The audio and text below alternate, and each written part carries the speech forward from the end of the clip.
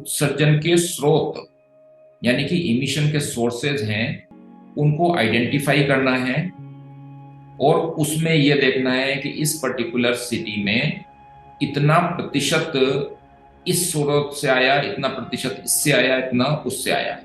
और हमारी कंट्री इतनी विविधताओं से भरपूर है, तो इतनी डाइवर्सिटी है में कि हर सिटी के अंदर उसकी अपनी डिफरेंट वैरायटीज हैं, डिफरेंट सोर्सेज, इसीलिए उत्सर्जन के सोर्सेज भी सिटी टू सिटी बढ़ते घटते रहते हैं।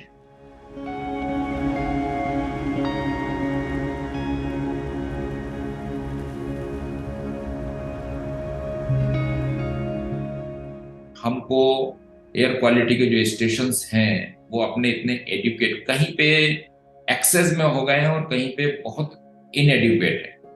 एक धारणा जो हमारे देश में जो डिफरेंट पॉलिसी मेकर्स भी हैं या डिफरेंट एनवायरमेंटलिस्ट हैं उनके साथ में जुड़ी हुई है कि शायद प्रदूषण जो है बड़े शहरों में होता है, छोटे शहरों में नहीं होता या गांव में नहीं होता। ये धारणा सही नहीं है। इसलिए हमारा जो जोर है अभी वो गांव की तरफ, या जिसको बोलते हैं ना रूरल इंडिया, वहां पर बिल्कुल नहीं है। बहुत बड़े, अगर यहाँ पे आपको PM 2.5 की शहरों में समस्या है तो मेरा पूरा तरह से अनुमान है, जिस हिसाब से मेरा अनुभव है, कि आप गांव में जाएंगे तो वहां पे ओजोन की समस्या बहुत बड़ी रहेगी। वहां वाहन नहीं है, वहां पे वाहन कम होते हैं, तो हो सकता है कि आपको जो है ओजोन, आपकी जो है PM 2.5 कम हो, लेकिन वहां बायोफ्यूल इमिशंस होता है। लेकिन बहुत गांव, बहुत शहर, कस्बे ऐसे हैं जहां पर कि एक भी स्टेशन नहीं। ये सिटी जो जिसकी पॉपुलेशन 50 लाख से 1 करोड़ के बीच में है, वहां पर आप 10 से 12 स्टेशन, लेकिन वो 12 स्टेशन कैसे लगाएं आप, वो बहुत बड़ी समस्या है। वो साइंटिफिकली उसको समझना चाहिए कि डिफरेंट माइक्रो एनवायरनमेंट को रिप्रेजेंटेटिव होना चाहिए और उसका माइक्रो एनवायरनमेंट देखना है कि वहां पर जो है ट्रैफिक जंक्शन ज्यादा है तो आप ट्रैफिक जंक्शन में 1-2 लगाओ। Traffic junction, background, residential area, downtown area, then industrial area, coast है तो कोस्टल एरिया, हर जगह डिस्ट्रीब्यूट हो ताकि सम ऑफ ऑल जो है उस सिटी को रिप्रेजेंटेटिव कर सके।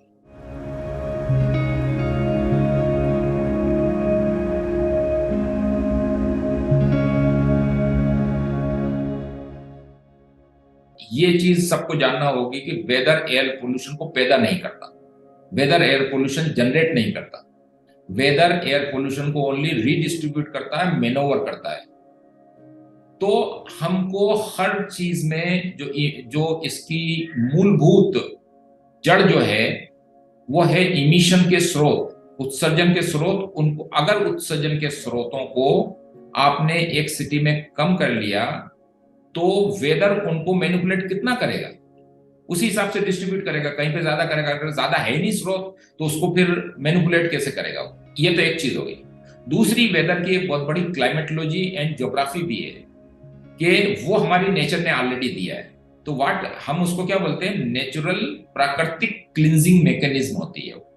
वो क्या होता है कि जैसे कि दिल्ली है, दिल्ली के अंदर इसको लैंडलॉक सिटी बोलते हैं। लैंडलॉक सिटी का मतलब क्या है कि ये एक तरफ से हिमालय से घिरी हुई है, एक तरफ से और इंडो गंजेटिक प्लेन्स हैं, एक तरफ प्लेन्स हो, मतलब चारों तरफ से ऐसी घिरी हुई है कि ये प्रदूषण को अपने अंदर समा तो लेती है, लेकिन जब इनको वॉमिट करने का टाइम आता है या निकलने का टाइम आता है तो ये निकल नहीं पाती। ये अपोजिट एग्जांपल देख लीजिए, कोई हिल स्टेशन है, वहां ऑलरेडी आप 800 मीटर जैसे ऊपर है, हमेशा जो है हवा या कोई भी भारी चीज होती है, प्रदूषण के कण होते हैं, वो भारी होते हैं हवा से, तो वो ऊपर से नीचे की तरफ चल जाते हैं, इमीडिएटली उसको क्लीन कर देते हैं। लेकिन एक समय ऐसा आएगा जबकि सैचुरेशन लेवल पहुंच जाएगा और जो नेचुरल एडवांटेज है उसको हम खो देंगे अगर हमने इमिशन के स्रोतों को ध्यान नहीं दिया।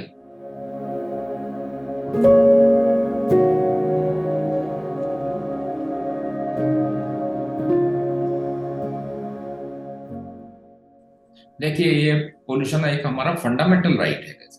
हमको क्लीन एयर जो है एक फंडामेंटल राइट है और हमको इसके लिए अभी बहुत सारी डिस्कवरीज हो रही हैं धीरे धीरे। अभी तक बहुत चीजें इतनी स्पष्ट नहीं है हेल्थ से इफेक्ट इसके, लेकिन बहुत धीरे धीरे हर बीमारी से इसको जोड़ा जा रहा है। तो इसलिए ये तो हमारा फंडामेंटल राइट हमको बहाल होना चाहिए इसकी एयर क्वालिटी, लेकिन हैफाजर्ड वे में या फिर पीस मिल मैनर में काम करने से इसके अंदर इतनी तेजी के साथ में इसके अंदर हमें सक्सेस नहीं मिलने वाली है। हमको इसको क्रमबद्ध तरीके से सिस्टेमेटिकली हमको टारगेट्स बनाना है, वो एक long term, medium term and short term targets, और तीनों टारगेट्स के हमको आउटकम डिलीवरेबल्स मालूम होना चाहिए। लॉन्ग टर्म टारगेट्स वो हैं जिसमें कि इमिशन स्रोत है, एयर क्वालिटी ट्रांसपोर्ट की लेवल से खराब हो रही है, तो हम ट्रांसपोर्ट को आपको आज की तारीख में पूरी अगर चाहें तो कल बंद नहीं कर सकते। कोविड का टाइम अलग था, लेकिन अभी अगर आप चाहें उसको करना तो नहीं कर सकते, लेकिन उसके लिए क्या करना है? जैसे कि अभी इलेक्ट्रिकल व्हीकल की बात चल रही है कि उसको ईवी में हो गया, बट ईवी की अपनी अलग समस्याएं हैं। बहुत सारे विद्वान, अभी वैज्ञानिक विद्वान ये बोलते हैं कि एयर क्वालिटी को आपने सारे करके और अगर कर दिया तो आप क्लाइमेट चेंज को थोड़ा सा आगे बढ़ा रहे हैं उसकी वजह से, ये ईवी करने से। क्या है वो? क्या आप चाहेंगे तो अगर आप टोटल ईवी में कन्वर्ट कर दिया तो आपको पावर तो लगेगी उसके अंदर, तो पावर जनरेशन होगा। पावर जनरेशन किससे होता है? कोल से। तो कोल का इमिशन बढ़ेगा, कोल का इमिशन बढ़ेगा तो CO2 बढ़ेगा। सिमिलरली बहुत सारी बैटरीज बढ़ती हैं, बैटरीज होंगी। हम अभी भी बहुत सारी, भारतवर्ष अभी भी जो है, जो उसमें बैटरी में लगने वाले कैडमियम लिथियम बैटरी, वो हमारा सेल्फ सफिशिएंट नहीं है, तो हमको जो हमारे स्टार्टअप है उनको ये सब चीजें बनाना पड़ेंगी।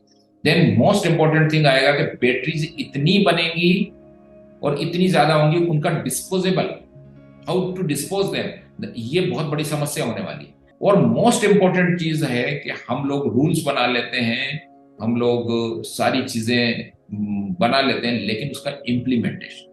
और तीसरी चीज जो कि बहुत इंपॉर्टेंट है कि आज की तारीख में जब मैं देखता हूं तो हमारे एक वैज्ञानिक उनका अपना जो एक अपनी लैब में बैठ के चुपचाप विज्ञान अपना अपना शोध करते रहते हैं, लेकिन अच्छी तरह से इन्स एंड आउट्स उनको मालूम होते हैं। और एक पॉलिसी मेकर्स हैं जो पॉलिसी बनाते हैं, जैसे एनकेप का आ गया या बाकी बहुत सारी चीजें आती हैं, रूल्स रेगुलेशन।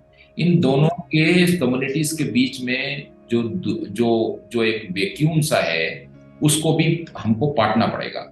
मतलब उसको काफी वैज्ञानिक जो दृष्टि है उससे पॉलिसी का हार्मोनाइजेशन होना बहुत जरूरी है।